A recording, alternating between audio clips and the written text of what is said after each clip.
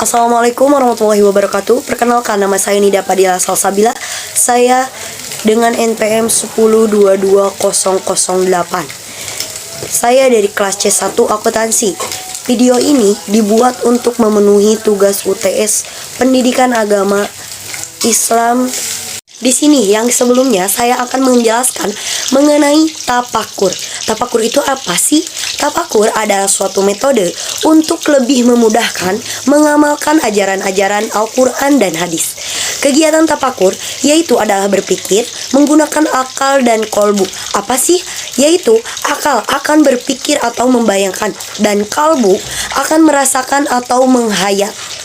Tujuan tapakur adalah untuk meningkatkan kesadaran, bukan menjadi pintar. Manakah yang lebih utama, kesadaran atau kepintaran? Tapakur mempunyai nilai yang sangat istimewa di sisi Allah. Mana dari kedudukan bertapakur sangat penting bagi kehidupan kita. Rumus utama tapakur. 1. Akal tanpa bimbingan Al-Quran tertipu. 2. Al-Quran tanpa akal lumpuh. Hasil dari proses tapakur bisa berlawanan dengan Al-Quran atau hadis. Adalah keliru atau tidak logis, atau selogis apapun argumentasinya, bila berlawanan dengan Al-Quran dan hadis sudah pasti salah. Allah berfirman dalam Quran surat Yunus ayat 100. Pembahasan materi. Di sini sekarang kita akan ke pembahasan materinya ya. Aku punya 4, yaitu kita di sini akan menjelaskan tentang Marifatul Quran. Yang pertama di bagian 1 ada Ta'riful Quran, yang kedua ada Mujizat, yang ketiga ada Asmaul Quran, yang keempat lanjutan dari Asmaul Quran.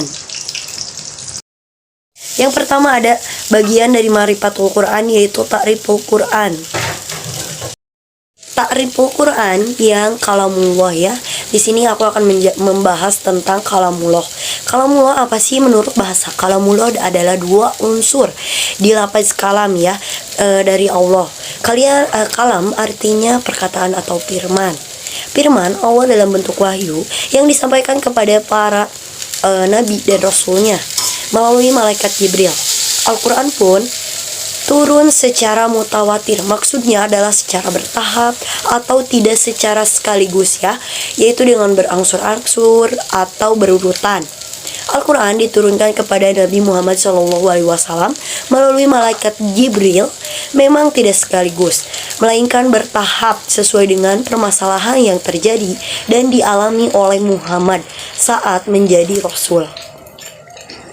Selanjutnya, aku akan menjelaskan mengenai sejarah Al-Quran. Sejarahnya turun Al-Quran atau nuzulul Quran. Nuzul artinya adalah kata jadian dari kata kerja nazala, yang berarti turun. Turunnya Al-Quran lebih sering digunakan istilah nuzulul Quran. Bahkan terdapat peringatan nuzulul Quran selagi sesuatu penghormatan dan pengagungan Al-Quran. Kebanyakan masyarakat hanya sebatas mengetahui bahwa Al-Quran diturunkan di bulan Ramadan ya. Nah, sebenarnya ada beberapa tahapan Al-Quran yang diturunkan kepada Nabi Muhammad. Itu apa aja sih? Di slide selanjutnya ya, aku jelasin. Nih, ada 3 tahapannya yang aku tadi bilang. Menurut Ar-Jarkani dalam Menahil Irfan berpendapat bahwa proses turunnya Al-Quran terdapat 3 tahapan. Yang pertama, Al-Quran turun secara sekaligus dari Allah ke Al-Mahfuz. Yang kedua, Al-Quran diturunkan dari Allah Laul Ahmalfuz ke Bait Al-Izzah. Yang ketiga, Al-Quran diturunkan dari Bait Al-Izzah ke dalam hati Nabi Muhammad SAW dengan jalan yang berangsur-angsur atau bermutawatir sesuai dengan kebutuhan pada saat Muhammad menjadi Rasul. Nah, ini diisyaratkan dalam Al-Quran surat Asy-Syura ayat 193 sampai 195 yang berbunyi, Al-Quran diturunkan Allah Subhanahu wa taala kepada Nabi Muhammad SAW melalui malaikat Jibril. Al-Quran diturunkan secara bertahap selama kurang lebih 23 tahun. Telatnya tahun 2 bulan, 22 hari, 6.363 ayat, 74 437 kalimat dan 325,345 huruf. Surat pertama yang diturunkan adalah surat Al-Alaq ayat 1-5, yaitu yang diturunkan di Gua Hiro ya, dan diturunkan kepada Nabi Muhammad pada bulan Ramadan dan tanggal 17 tahun 610 Masehi di Gua Hiro ya, yang tadi aku bilang. Kemudian dengan diterimanya wahyu pertama, ini Nabi Muhammad SAW resmi diangkat menjadi Rasul yang diberi waktu untuk wahyu tersebut. Kemudian ia wafat. Yang selanjutnya ada membaca adalah ibadah yang dijelaskan dalam Quran surat Fatir ayat 29. Yang berbunyi innallazina yaslu kitaballahi wa aqimus sholata wa atuz zakata mimma razaqnahum sirran ladiyatan yad'u tizaratan lan tabu. Artinya sesungguhnya orang-orang yang selalu kitab Allah dan melaksanakan sholat mengingatkan sebagian rezeki yang kami anugerahkan kepada dengan diam-diam dan terang-terangan mereka itu mengharapkan perdagangan yang tidak akan rugi. Yang kedua, Marifatul Quran ya. Yang bagian kedua ada mujizat.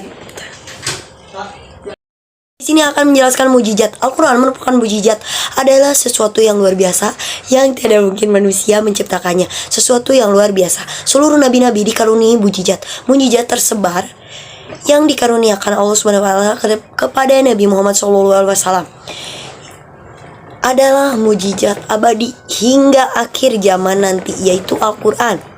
Mujizat artinya sesuatu yang luar biasa yang bertentangan dengan adat atau sesuatu yang paling sempurna, sifatnya abadi di belahan manapun. Buktinya, Al-Quran adalah hak. Al-Quran berfirman pada Quran surat Al-Baqarah ayat 23. Ayat ini merupakan tantangan bagi mereka yang meragukan Al-Quran, karena Al-Quran tidak dapat ditiru, karena ia merupakan mujizat kepada Nabi SAW. Kemudian Allah berfirman dalam Quran surat Al-Hud ayat 14. Al-Quran dari segi isinya mengandung mujizat pula, di antaranya 1. Di dalam Al-Quran terdapat berita-berita dan janji-janji mengenai masa yang akan datang, di mana hal itu merupakan hal yang di luar kemampuan manusia untuk mengetahui. 2. Di dalam Al-Quran terdapat pula fakta ilmiah yang tidak mungkin diketahui dari sekarang dan manusia di tanah Arab waktu itu. Tetapi fakta-fakta tersebut dijelaskan dengan tepat keistimewaannya dan sekarang dibuktikan kebenarannya dalam Quran surat Az-Zariyat. Keistimewaan Al-Quran sebagai mujizat yang dimiliki Nabi Muhammad, yaitu Al-Quran diturunkan oleh Allah dan langsung diberi hal olehnya kepada Nabi Muhammad, yang dijelaskan dalam Quran surat Al-Hazar yang dari ayat 9. Yang kedua, Al-Quran tidak turun sekaligus. Yang ketiga, bersifat pembenar dari kitab-kitab sebelumnya. Yang keempat, berlaku untuk seluruh umat manusia yang ada di bumi ini. Ta'riful Quran diturunkannya kepada Nabi Muhammad SAW. Al-Quran diturunkan kepada Nabi Muhammad SAW dalam bahasa Arab. Perintah bersifat lemah lembut kepada keluarga dan orang lain. Al-Quran berfirman dalam Quran surat Asy-Syura ayat 192-193, ke dalam hati Muhammad agar kamu menjadi salah seorang di antara orang-orang yang memberi peringatan mulai mulia dengan Al-Quran. Al-Quran diturunkan melalui malaikat Jibril. Al-Quran diturunkan ke dalam hati Nabi Muhammad SAW. Al-Quran diturunkan umat semesta alam. Al-Quran diturunkan Makkah dan Madinah. Al-Quran diturunkan di bulan Ramadan. Al-Quran diturunkan di malam Lailatul Qadar. Al-Quran diturunkan dengan bahasa Arab. Yang ketiga, Marifatul Quran, Asmaul Quran. Bagian ketiga, Asmaul Quran atau nama-nama Al-Quran. Al-Quran secara bahasa, Al-Quran berasal dari bahasa Arab, yaitu di mana kata Al-Quran sendiri merupakan akar kata dari koro. Kata koro, ikro atau ikro, secara bahasa berarti bacaan, karena seluruh isi Al-Quran adalah ayat-ayat ayat firman Allah dalam bentuk bacaan yang berbahasa Arab yang dijelaskan dalam Quran surat Al-Waqiah ayat 177. Al-Quran secara istilah firman Allah yang berbentuk mukjizat diturunkan kepada Nabi terakhir melalui malaikat Jibril yang tertulis dalam misat atau lembaran-lembaran. Uang digunakan yang ditawarkan diriwayatkan kepada kita dengan mutawatir merupakan ibadah bila membacanya dimulai dengan surat Al-Fatihah dan diakhiri dengan surat An-Nas. Alkitab yang terdapat di dalamnya itu Alkitab Asmaul Husna, nama-nama Allah ya. Maksudnya adalah yang pertama tadi ya, ada Alkitab Asmaul Husna, nama-nama Allah. Dalam bahasa Arab, kitabun artinya adalah buku yang mana saja. Apabila ditambah al, maka khusus Alkitab disebutkan oleh beberapa ayat diriwayatkan, di antaranya ada di Al-Baqarah ayat 2. Dalikal kitabul la raiba fihi hudal lil muttaqin. Yang artinya kitab Al-Quran ini tidak ada keraguan padanya, petunjuk bagi mereka yang membacanya atau orang yang bertakwa. Allah menanamkan Al-Quran dengan Alkitab secara isyarat. Al-Quran diperintahkan untuk ditulis dan selanjutnya Allah berfirman dalam Quran surat Pusat ayat 41. Al-Quran adalah kitab yang mulia. Yang selanjutnya ada Al-Huda atau petunjuk yang dijelaskan dalam Quran surat Al-Baqarah ayat 185. Dan ada Ar-Rahmah, yaitu Ar-Rahmah hikmah atau rahmat. Berfirman ini Allah pada Quran surat Al-Isra ayat 82. Ada An-Nur, cahaya. Nah, ini Allah berfirman dalam Quran surat Al-Madah ayat 15 sampai 16. Kemudian ada Aruh, yaitu menghidupkan sesuatu, berfirman dalam Quran surat Asy-Syura ayat 52. Kemudian Asifa, yaitu penyembuh, berfirman pada hadis Ibnu Katsir untuk penyakit hati setiap manusia yang dijelaskan dalam Quran surat Yunus 57 ya ayat 57.